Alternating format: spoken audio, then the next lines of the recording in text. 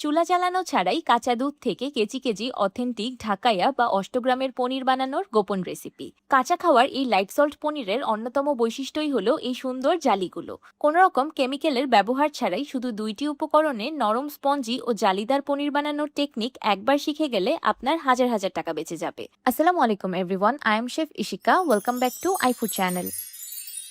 জালিদার অষ্টগ্রাম পনির বানানোর জন্য প্রথমেই একটি সলিউশন তৈরি করে নিব। সেই জন্য নিয়েছি 1/4 কাপ পানি আর 2 টেবিল চামচ ভিনেগার। এবার পানি আর ভিনেগার একসাথে খুব ভালোভাবে মিক্স করে নিব। তো তৈরি হয়ে গেল 2 কেজি দুধের অষ্টগ্রাম পনির বানানোর জন্য একটা পারফেক্ট সলিউশন।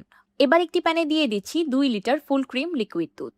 আমি এখানে গরুর খাঁটি দুধ ব্যবহার করছি, আপনারা ইচ্ছে করলে প্যাকেটের কিনা দুধও ব্যবহার করতে পারবেন, কিন্তু অষ্টগ্রামের পনির বানানোর জন্য খাঁটি দুধ থেকেই বেশি ভালো রেজাল্ট পাওয়া যায়।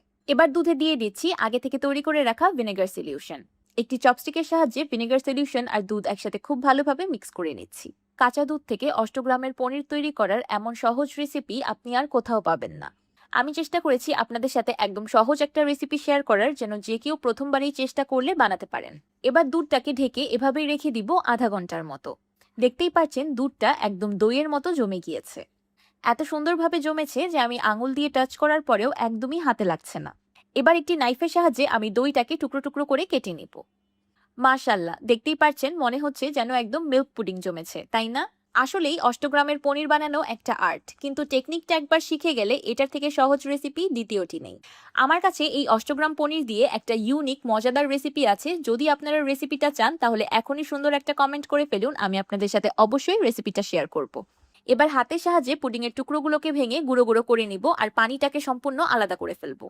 অনেকেই মনে করেন রেনেট ছাড়া বাসায় পারফেক্ট চিজ বানানো পসিবল না। দুধের সঠিক টেম্পারেচার কন্ট্রোল করতে পারলে আপনি প্রথমবারই রেনেট ছাড়া বাসায় পারফেক্ট চিজ তৈরি করতে পারবেন। আমি এর আগেও বাসায় রেনেট ছাড়া পারফেক্ট মজরেলা চিজ তৈরি করে দেখিয়েছি, যে রেসিপিটা ফলো করে অনেকেই সাকসেস হয়েছেন। আমার মজরেলা চিজের রেসিপি লিংক আমি ইউটিউবের এই ভিডিওর ডেসক্রিপশন বক্সে দিয়ে দিব।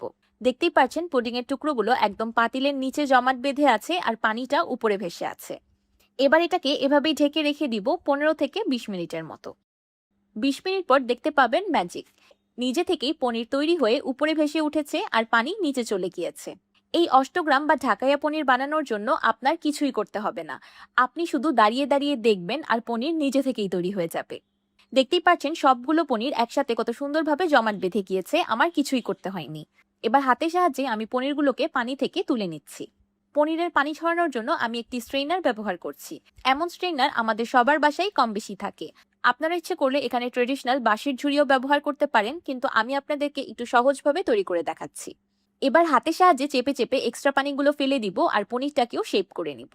এবার এই পনিরটাকে আমি এভাবেই স্ট্রেইনারের উপর পানি ঝরতে প্লাস তৈরি হতে রেখে দিব 7-8 ঘন্টার মতো।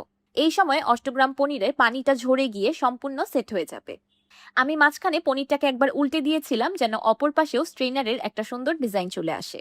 অপেক্ষার পালা শেষ। 8 ঘন্টা পর তৈরি হয়ে গেল পারফেক্ট ঢাকাইয়া বা অষ্টগ্রাম পনির। আমার রেসিপিগুলোর একটা বিশেষ বৈশিষ্ট্য হলো আমি একটি ভিডিওতে রেসিপিটার যতগুলো টিপস শেয়ার করি, এতগুলো টিপস আপনি একসাথে কোথাও পাবেন না। আমি চেষ্টা করি খুব সহজেই আপনাদেরকে কঠিন রেসিপিগুলো শিখিয়ে দেওয়ার। এবার আমি আপনাদেরকে পনিরটা কেটে দেখাচ্ছি যে ভিতর থেকে কেমন হয়েছে। যারা অথেন্টিক অষ্টগ্রামের পনির দেখেছেন বা খেয়েছেন তাদের সামনে যদি এই পনির রাখা হয় তারা জীবনেও বলতে পারবে না যে এটা কারিগরের হাতের তৈরি পনির না। মাশাআল্লাহ, দেখতেই পারছেন কত অসংখ্য জালি তৈরি হয়ে। হুবাহু অথেন্টিক অষ্টগ্রাম পনিরের মতো একটু পার্থক্য খুঁজে পাবেন না। 2 লিটার দুধ থেকে আমি 282 গ্রাম পনির পেয়েছি। এখন আপনি হিসাব করুন, 2 লিটার দুধের দাম 200 টাকা, আর 200 টাকায় আপনি অলমোস্ট 300 গ্রাম অষ্টগ্রাম পনির পেয়ে যাচ্ছেন, তাও কোনো রকম কেমিক্যাল ছাড়া, একদম হোমমেড।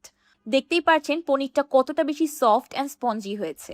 অষ্টগ্রাম পনিরের বৈশিষ্ট্যই হলো এগুলো খুব বেশি সফট আর স্পঞ্জি হয়। পারফেক্ট জালিদার অষ্টগ্রাম পনির বানানোর এমন ডিটেইল রেসিপি আমার তো মনে হয় না আপনি ইন্টারনেটে আর কোথাও পাবেন। এই পনিরগুলো আপনারা এমনিতেই কাঁচা খেতে পারবেন, তাছাড়া চা, সালাদ বা যে কোনো ডেজার্টে দিয়ে খেতে তো অসম্ভব মজাদার। আর এই অষ্টগ্রামের পনিরে এত পরিমাণ প্রোটিন থাকে যে এটা প্রতিদিনের খাবারে রাখা উচিত। পনিরগুলো স্লাইস করে বার্গার স্যান্ডউইচের ভিতরে দিয়ে বাচ্চাদের খুব ইজিলি খাইয়ে দিতে পারবেন। তাছাড়া বাচ্চারা এগুলো এমনিতে খেতেও খুব পছন্দ করে। অষ্টগ্রাম পনির কটেজ পনিরের মতো রান্না করা যায় না, কারণ এটা মজরেলা চিজের মতো মেল্ট হয়ে যায়।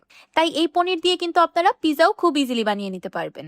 তাহলে আজকে এই পর্যন্তই। আমার অথেন্টিক অষ্টগ্রাম পনিরের রেসিপিটি আপনাদের কাছে কেমন লাগলো অবশ্যই কমেন্ট করে জানাবেন। ভিডিওটি ভালো লাগলে একটি লাইক দিবেন আর আমার চ্যানেল সাবস্ক্রাইব করে আমার চ্যানেলের পাশেই থাকবেন। আল্লাহ হাফেজ।